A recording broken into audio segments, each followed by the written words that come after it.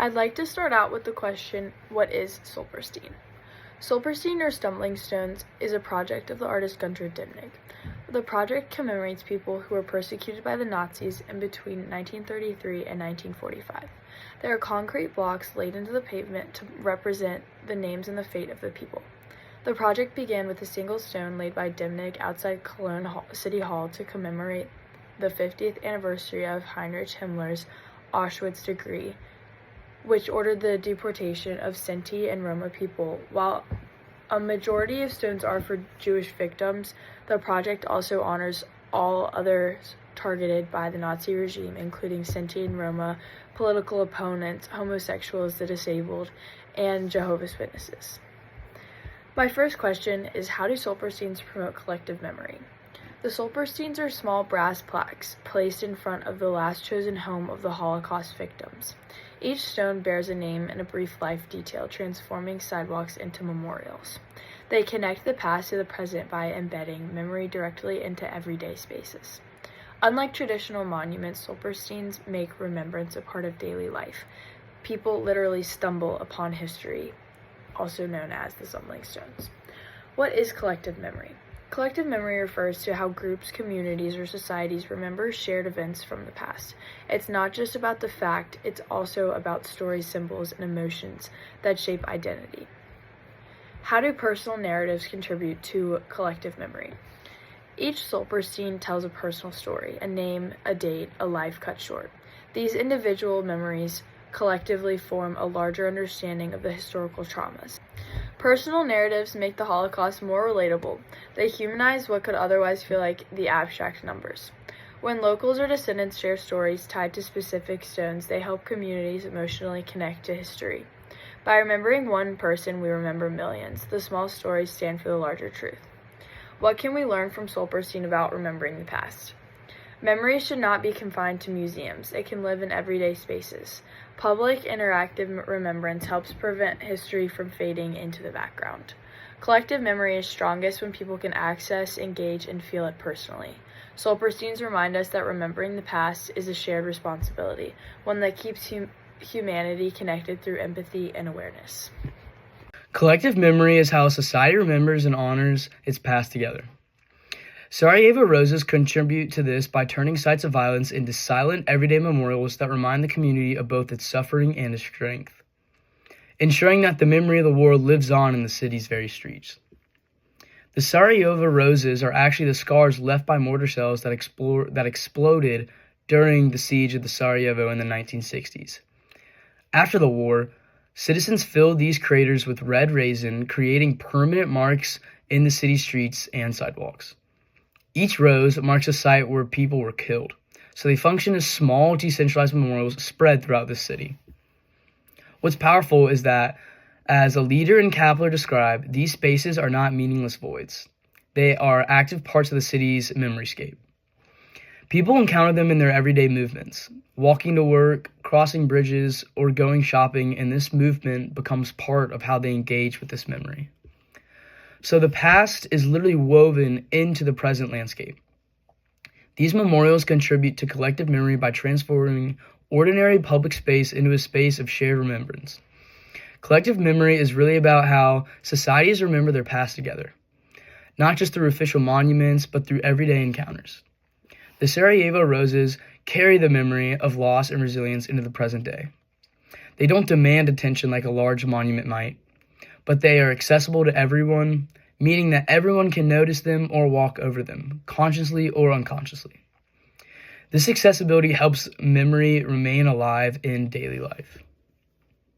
As the online PDF explains, the roses heal the torn fabric of the city by repairing the pavement, but at the same time, the red color keeps the wound open, reminding people of the blood that was shed in their very city. So they both heal and remember. They allow the city to move on while refusing to forget what exactly happened. Both Sarajevo Roses and the Stolpersteine Stones, the small brass stumbling stones placed across Europe to mark the homes of Holocaust victims, are both great examples of accessible memorials. As Stevens and Rissick describe, both types of memorials are embedded in the pavement. They are part of the urban fabric rather than standing apart from it. This means remembrance isn't confined to museums or special memorial sites. Instead, it's something that people encounter naturally in their daily lives. These memorials can be engaged with by anyone, whether they stop and reflect for a moment or just notice them while walking by. They make history part of ordinary experience, transforming the largely instrumental practice of walking into an encounter with urban history. So in terms of general accessibility, the Sarajevo Roses are remembrance public, inclusive, and constant. They are visible reminders that memory lives not only in the past, but also in the very streets people use every day. Thank you. Over 1,900 initiatives have been formed throughout Europe. These initiatives include local history associations, active school participations, community work, employees in city administration, residents of the victims' houses, and smaller independent branches from the Stolpersteine associations. The Stolpersteine project is uniquely able to bring together many different groups of people and requires the cooperation of every group, making it a truly special memorial coming from the hearts of the community. The Stolpersteine Project is the world's most known and widespread decentralized memorial, and active community engagement plays a major role in its success. Participation goes throughout all ages and aspects of life. In schools, research projects are carried out to learn more about the victims' lives, further educating communities on their history locally with the Holocaust. This project is not only important for educating younger generations, but also for respecting and remembering the past generations, as many families join together to carry on their story. The stones also require occasional upkeep, which is typically done by the families whose property the stones lie on, or by the initiators of the individual project. On the Stolperstein website, there's a page where you can personally submit a request for a Stolperstein to be installed by Gunter Demning and his wife. There's also an option where you can apply to have the Stolperstein installed as a community installation with the help of Stolperstein initiators. There are also community ceremonies for when Stolpersteins are installed. In 2017, I traveled to Berlin with my mother to see the last Stolperstein for my family be installed. There was a community ceremony held during and after the installation process. High schoolers from the local high school joined to sing, local community members from the small countryside town joined, the residents of Katharinenhof, and family members from multiple different countries.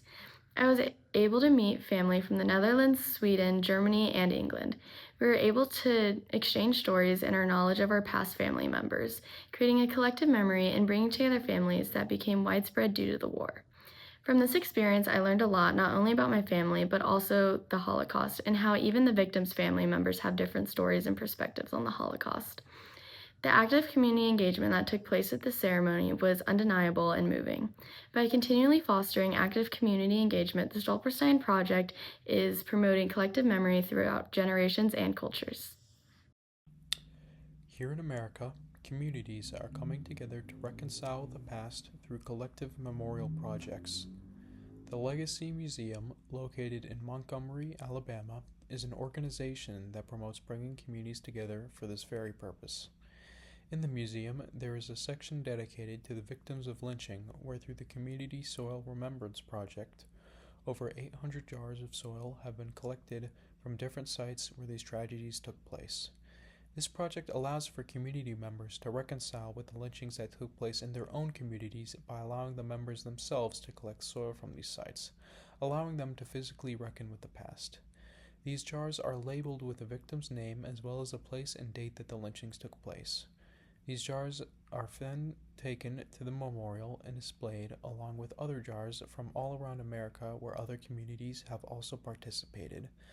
By doing this, the community members can create a personal and tangible connection to the tragedies that took place there and physically remember the past, as well as work to create a better future away from the injustices that had happened in their very own communities. At the National Memorial for Peace and Justice, located at the museum, there is also a memorial where 805 steel rectangles hang from the ceiling, each inscribed with the names of people who were lynched and the dates and places that it happened.